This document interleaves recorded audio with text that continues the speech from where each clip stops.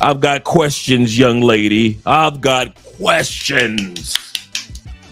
Oh, this is going to be a great live stream. I'm excited, guys. I am excited. So let me scroll down, make sure I got all the super chats. Did you see and check your? I caught that, Kenny. I saw exactly what you sent me. Shout out to you. Let me make sure I got all the super chats, and shout out to all you guys that are here in the building. I didn't get a chance to give you a shout out. Shout out to Suereyya for gifting 5 new members. So shout out to you guys. We're at like 100 and almost like 120 members on the membership. So shout out to you guys. Let me change the music over. Let's make it smooth Saturday morning music or Saturday afternoon. And for Ms. Brooks, some smooth evening music. Let's make this music smooth. Some for the grown folks in the building. Shout out to Mrs. Brooks being here. There we go. Yeah, some smooth jazz. There we go. For the grown folks in the building. There we go. Let's add our special guests here. I am so excited. Such a fan. Yes, there are not too many people on YouTube that I can say, guys, that I am truly a fan of their work. And this is a woman that I'm a fan since day one, since video one, when I was seeing her on YouTube Shorts and then TikTok, and she was everywhere on Instagram. Everybody was seeing her and hearing what she had to say. And we are excited and are happy to see that you are here, Mrs. Brooks. How are you doing today? Thank you so much. Thank you so much for the opportunity for me to come to your platform and speak to you. And I've seen your beautiful wife's podcast as well. Thank you so much for what you guys are doing. That is very much needed in this today's crazy world. So thank you so much for having. I can't wait to start. All right. I got a few questions for you, and I know the audience will. I just watched a couple of videos that I watched the live stream that you and your husband did. Mm-hmm. And you had a list of questions that you were asking him, right. And I like that one. So we're going to go over a little bit in regards to that. But I would like to get started with you introducing yourself to the audience who may not know who you are. The few of us who may not know who you are. Mm-hmm. Make sure you guys click that like button. We got 89 people in the building. Click the like button. We like you. Make sure that you like us too. So introduce yourself to the audience. Yes, thank you. Well, my name is Suereyya Brooks. My first name is Turkish. My last name, as you can hear, is English. I'm not really a fan of getting into my title as far as what I do for work, because that doesn't define who I am. That just defines what I do. So I'm just going to give you some information about my background. I'm of Turkish descent. I do live in Germany, and my parents came to Germany in the late 70s. And I was born in 1983. I've been living here ever since. And it is just very important for me, the fact that I grew up in a very traditional household in this modern Western Germany compared to Turkey. I always learned how important it is to keep certain traditional values within the home so we can function as a family and don't get disrupted by all of the modern influence that we, have during our daily life. So that's very important to me, and that's what I'm most definitely trying to practice in my life, is also in my marriage. And that's basically what I stand for, which is also what I do on YouTube. Women have a huge problem with being held accountable, as we all know, and with the videos that I make and responding to certain videos of myself, I'm trying to let women understand that the way they are thinking, the way they are moving, acting, and behaving is not going to get them anywhere. Like, it may be fine right now, but as far as the new future and even further than that, it's going to make them miserable. So that's basically what I'm trying to do here in this case. I noticed that. I noticed that your words are more of encouraging towards women, and just trying to, it's almost like a heads up, ladies. Listen, heads up. I'm trying to let you know, this is, if you do this, you'll get these results. But if you don't do this, you might end up with those type of results. I noticed that in every one of your videos, it's not necessarily attack, even though a lot of women take what you say in a negative way, like, who is she to speak, or who is she to tell me something? But at the end of the day, I detect no lies in your videos.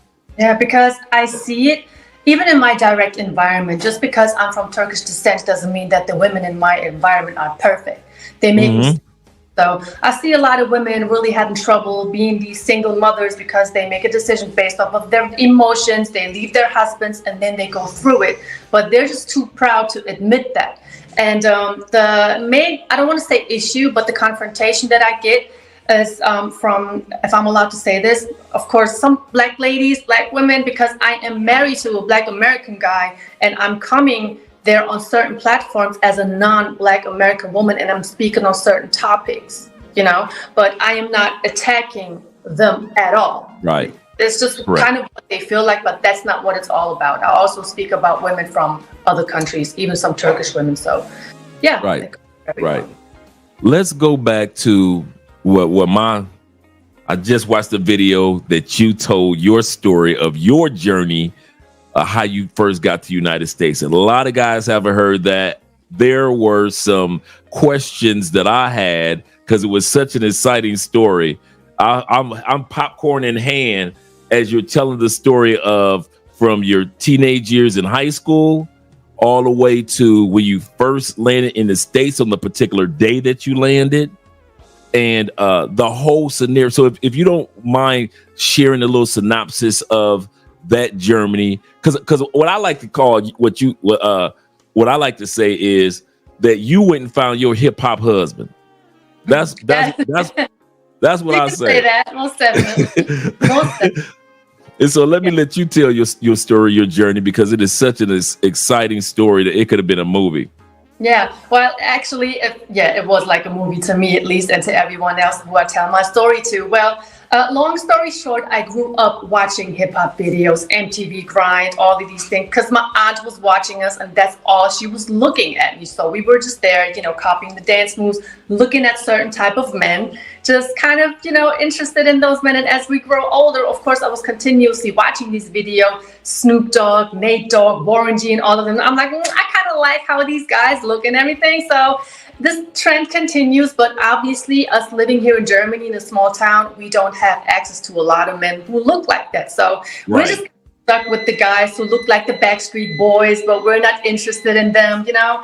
So as I grow older, I had this fantasy of going to America, but not to meet my dream guy. I just wanted to see the culture. I wanted to know, is it really what I see on television back then, online? So just to give you another backstory, I was supposed to finish school and everything. So all of that kind of went left. So I took matters into my own hands and I went to America without telling anyone. I didn't tell anyone, not even my best friend back in the day. I just packed my belongings and I booked a plane ticket and I just hopped on that plane and I just always wanted to go see New York. And my parents promised me, once you finish school and everything goes well, we're going to send you to New York so we can just go check that out. But since I wasn't able to do that for whatever reason, I had to do it myself. So I landed there. Unfortunately, it was one day prior to September the 11th. Yeah, 11, 2001. I don't think I have to mention what happened then. Yes, that's when I got there. But the day the Twin Towers came down, I had left to Philly. I left to Philly because I wanted to go there because do you remember Eve the rapper? Yes, she was. I remember you telling that story. She was my favorite rapper back then. So I'm in New York, completely overwhelmed with everything, and there's crazy things going on because I'm just a girl from a small town in Germany somewhere, and I go to New York and I'm like, whoa, what is this? This is not what the Huxtables look like on television. This is something else. Right. Crazy. Well, I go to Philly on the bus because Eve was from Philly. I'm like, okay, Eve is cool, so Philly must be okay. Let me just go check that out. And that's basically how it all happened. So I end up in Philly, still really don't know where to go, what to do. So I end up meeting some people, ending up with them, and everybody was treating me like I was just a superstar. I'm like, okay, what's going on? How do these people talk to me like this? They act like I'm a superstar. But the thing about it was they just looked at me, they noticed I'm not from that neighborhood, and they were like, okay, who are you? Where are you from? Tell me your story. So that's how we hit it all off. And that one night, I just met my husband, and I will never forget that night. I thought I saw a dream come true. This average Right. from some hood somewhere in Philly, just showing up in his Timbs, his wife beater, his hat, his do-rag. I'm like, okay, that's it. I'm done. I don't care what happens. I have to get this guy. It was Right. basically the story, and yeah, and that was it. To be honest with you, I just could talk about it so much more, but I think we would just still sit here tomorrow morning. But that's how I basically met my husband in Philly, I running away. love your excitement that Yeah. and how the excitement that you when you first told the story when I watched it on YouTube, and that excitement and joy, and to know that you guys are 15 years later and you still hold that type of joy for your husband. Could you give me at least three things? Me and Andrea, we've been married our 5 years, we've been together for 6. What if you were doing a recommendation for other couples out there, married or non-married? What are 3 things that you would say these are the things that has helped my husband and I get to this 15-year period? Wow.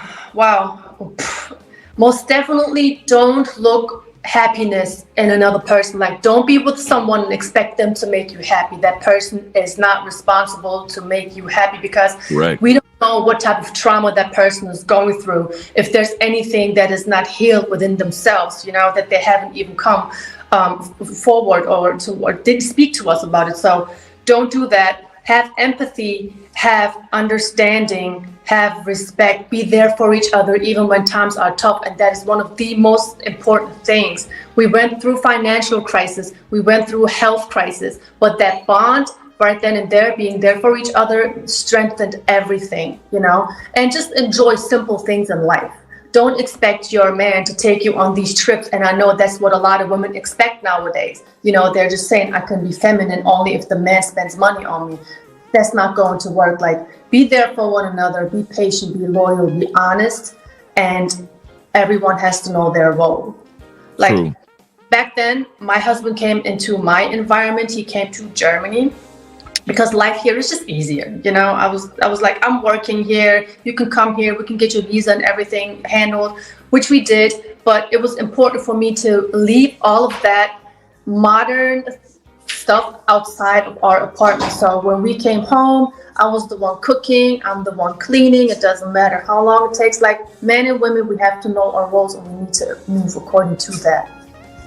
Now, I noticed that you just mentioned that you made sure that the proper steps in regards to making sure that your husband was able to get his visa, correct? That's exactly what my wife did. And those are the type of things that we talk about that men should look for in a woman. If you're going to look for a woman in another country, does she either know where to go to, have people that she can reach out to, or even know herself how to help you with your visa process in your new country? A lot of guys we find date women that have no benefit to them other than just physical benefits. And then they're frustrated when they get to their new country because they have to do everything on their own because their girlfriend or their new wife doesn't know anything about how to make the transition for their loved one a lot smoother.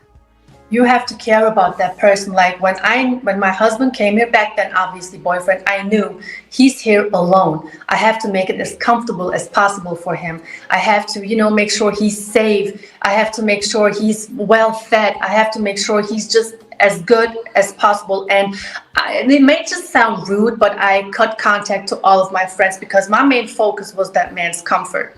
Because I knew I didn't want him to feel homesick or anything like that. I thought to myself, he left his environment. I'm so appreciative for him even coming here, for him making this huge step at the age of 21. So I have to do whatever it takes so he won't sit there and feel like, man, I just kind of regret coming to Germany. So he just was my main focus, and I moved according to that. For sure. That's good. And the reason why I kind of like made a face, because literally, that's what my wife said to me. She said her mom told her, Andre is not just your boyfriend at the time period, there's going to become your husband, but he is your responsibility to make sure that his transition to this new country is smooth. He needs you to be there for him.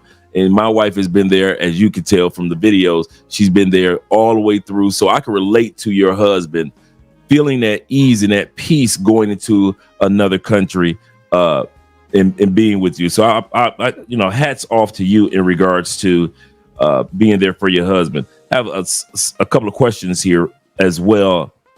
One question I have for you is, what motivated you to share your message on YouTube? Because I know that you probably had, just some private conversations, your opinions.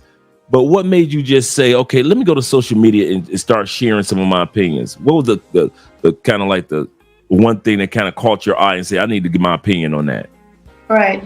Because all of these videos just started coming out about men being like this, men doing this, that, and the other, but when really most of the time women are the ones who are creating the problem. Women have these delusional mindsets that they want all of these things from men, but the man is never good enough unless he makes six figures and all of that. That just sounded so crazy to me. And I thought to myself, I have a pretty basic relationship. Everything I need to have in that relationship, I have it. You know what I mean? I have a supportive husband. I have safety. I have all of these good things that these women supposedly are looking for, but they're doing everything else in order to achieve all of these things. That's the reason why I started speaking out. And another reason is I just came across so many videos of women speaking down on black men. I'm like, look, I'm sitting here with an average American black guy. All he did was empower me, encourage me to do all of these things. I wouldn't even be here doing what I'm doing if it wasn't for him. So, wow. So much to him, because sometimes, of course, I get discouraged, but he's the one who keeps pushing me, saying, you know what, just be patient. You're going to be fine, because, social media, sometimes you have cruel comments and they will get to your head quicker than somebody that says something positive. True. That's just how psychology works. But yes, he kept pushing me. So he's really the main reason. And then I just started enjoying what I'm doing, and the message needs to be spread. And I'm just so thankful that I'm coming across people who do the same thing. So. Oh, yeah. Shout out to your husband. Thank you very much, Mr. Brooks, for encouraging your wife to be and share her message the way that she does. I have a question to fill a hole of the story regarding when you went to the States. Because, like I said, I watched the video.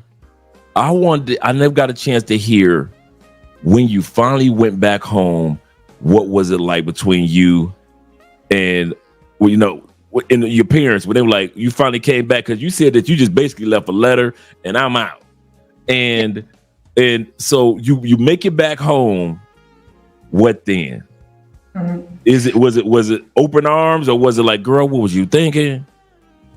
It was most definitely open arms. You have to imagine, since I left one day before the Twin Center came down. Twin Towers. Twin Towers, thank you so much. I was all over German media, so everyone knew about this girl from this little town going to America. They were looking for me in America, but when I came back, I was gone for too long, so my parents wasn't even mad at me anymore. They were just happy that I made it back alive, so it was all open arms, welcoming, a lot of tears, a lot of what happened and question marks, because like I said, nobody knew, and friendships broke apart because people had trust issues, but at the end of the day, everybody was very, very happy that I made it back safely. And I know they were. Yeah, where have you been? Who did you stay with? I had trouble speaking English because I had adapted that American accent so much. I sounded like an American tourist in Germany. That was that. So, but everyone was happy that I made it back. So yes, because I was gone for almost how long? 2.5 years, 2 years. I figured like that. Yeah. I was kind of calculating in my mind as I listened to your story. I was like, she had to be there for a couple of years. Yeah, yes, I was. And my father keeps talking about it a lot. He mentioned it yesterday. He said the you left and it broke us. It's most definitely still a traumatic experience for everyone, because we never, had some type of help from somebody speaking about this. But everybody's kind of trying to deal with it the best way they can. But he still likes to talk about it a lot, because obviously, even after all of these years, he still has some questions. So, yeah, and he's glad that his daughter is, back, everything is fine. No ill will has, happened to you while you were in the States. So that's a blessing on your part. And you came back with the blessing, which is the love of your life. And so the universe was definitely leading you and protecting you in regards to that. Another question that I had is, what really made you gravitate towards such a strong message of encouragement for the Passport Bro movement? Well, because there's a lot of love here in Germany for American guys. It's always been like that. And I mentioned that in a lot of my videos, there are certain establishments that women go to in order to meet American men. And I just needed men to know that there is another country besides Thailand and the Philippines and the Dominican Republic where you can come here and have a great experience. That's what motivated me to, tell everyone, hey, us in Germany, we love you guys too. So if you want to have some fun, come over here. But you got to know when to come. You have to know where to go,